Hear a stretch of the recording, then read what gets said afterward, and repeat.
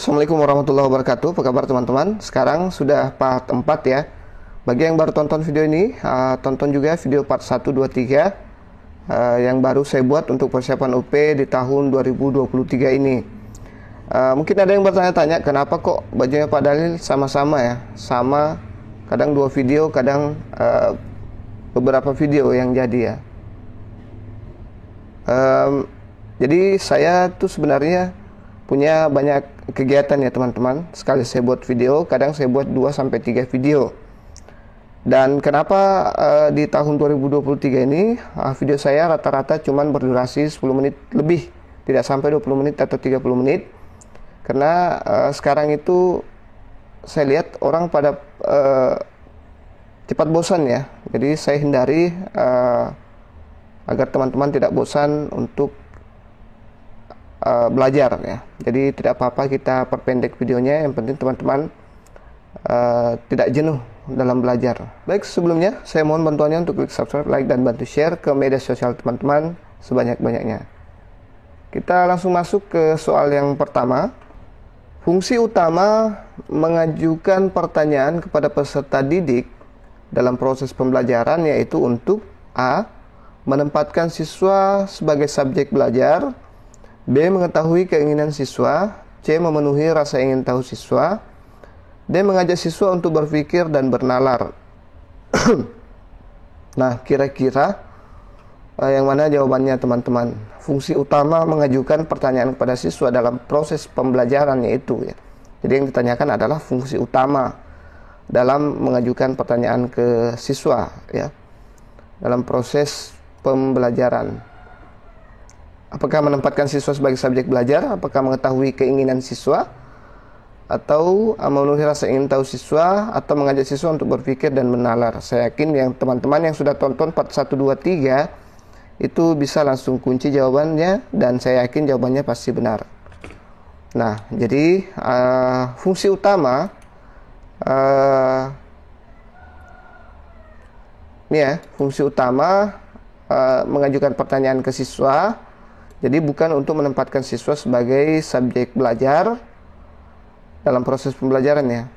Bukan mengetahui keinginan siswa, bukan juga memenuhi rasa ingin tahu siswa, tapi mengajak siswa untuk berpikir dan bernalar ya teman-teman. Jadi kita di sini fungsi utamanya adalah mengajak siswa untuk berpikir dan bernalar. Kita lihat pembahasannya.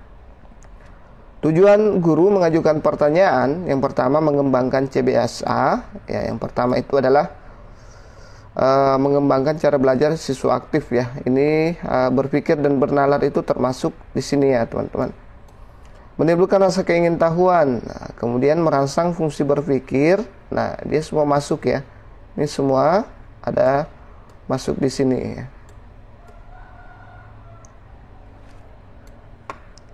Mengembangkan keterampilan, dia juga masuk. Kemudian memfokuskan perhatian siswa ya, memfokuskan ini juga menstruktur tugas yang akan diberikan, mendiagnosis kesulitan belajar siswa, mengkomunikasikan harapan yang diinginkan oleh guru dari siswanya, merangsang terjadinya diskusi dan memperlihatkan perhatian terhadap gagasan dan terapan siswa sebagai subjek didik. Jadi hampir semua yang ada di sini itu masuk. Jadi tujuan utamanya sebenarnya adalah mengajak siswa untuk berpikir dan bernalar, seperti itu. Kita lanjut ke soal berikutnya. Berdasarkan kuantitas orang yang terlibat dalam proses komunikasi, komunikasi digolongkan menjadi beberapa jenis, yaitu A. Komunikasi kelompok, komunikasi persuasif, komunikasi koersif. B. Komunikasi interpersonal, komunikasi kelompok, komunikasi massa. C. Komunikasi intrapersonal, komunikasi internasional, komunikasi kelompok. D. Komunikasi massa, komunikasi publik, komunikasi media. Kira-kira yang mana ini teman-teman? Ya, berdasarkan kuantitas orang yang terlibat dalam proses komunikasi, komunikasi itu digolongkan jadi beberapa. Jadi ini hanya pemanis saja ya. Intinya dari pertanyaan ini adalah komunikasi digolongkan menjadi berapa jenis ya. Itu saja pertanyaannya sebenarnya.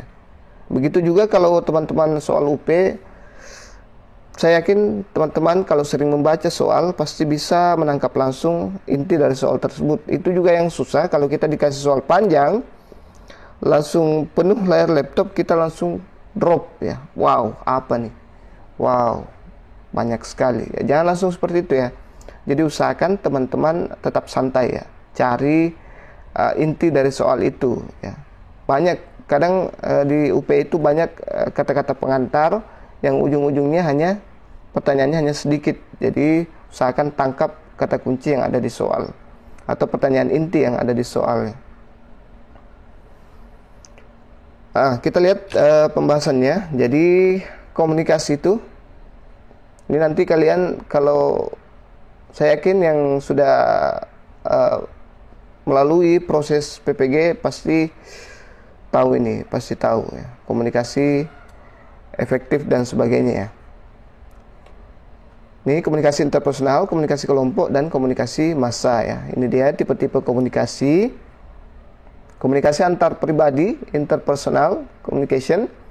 Komunikasi kelompok, komunikasi massa atau mass communication. Komunikasi publik atau public communication. Ada komunikasi organisasi, organizational communication. Kemudian komunikasi dengan diri sendiri, interpersonal communication.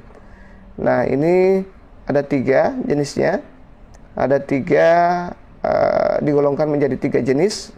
Komunikasi interpersonal ya, ini masuk. Nah, ini dia. Kemudian dilakukan secara antar individu atau di antara 2 orang yang dapat diketahui langsung umpan baliknya ya. Ini komunikasi 2 arah, 2 orang ya, antara 2 individu. Kemudian komunikasi kelompok dilakukan antara beberapa orang dalam suatu kelompok kecil, antara 3 orang atau lebih dengan tujuan yang telah diketahui ya. Kemudian komunikasi massa dilakukan secara melembaga dan dikomunikasikan melalui media massa dengan bantuan teknologi. Nah, kalau komunikasi kelompok ini biasanya lebih dari 3 orang. Kalau komunikasi media massa ini, komunikasi massa ini bisa dengan bantuan teknologi seperti ini ya. Sekarang kita sedang melakukan komunikasi massa. Ini bantuan teknologi, bantuan kamera, bantuan komputer, bantuan internet, dan YouTube. Nah, ini namanya komunikasi massa yang kita lakukan sekarang. Bisa juga televisi, bisa juga media-media lainnya. Oke, kita lanjut ke soal berikutnya. Perhatikan kata istilah liquid. Dalam pembelajaran IPA dengan istilah liquid atau likuiditas dalam pembelajaran IPS. Istilah tersebut memiliki arti yang berbeda dengan konteks masing-masing. Kesalahan memahami suatu istilah dapat menghambat dalam proses komunikasi pembelajaran. Hambatan ini biasa disebut A. Hambatan budaya, B. Hambatan personal, C. Hambatan lisan, D. Hambatan semantik. Jadi di komunikasi itu sangat berpengaruh ya dalam proses pembelajaran ya. Makanya di PPG itu dibahas juga tentang komunikasi ya, komunikasi yang baik, komunikasi terhadap peserta didik. Jadi kira-kira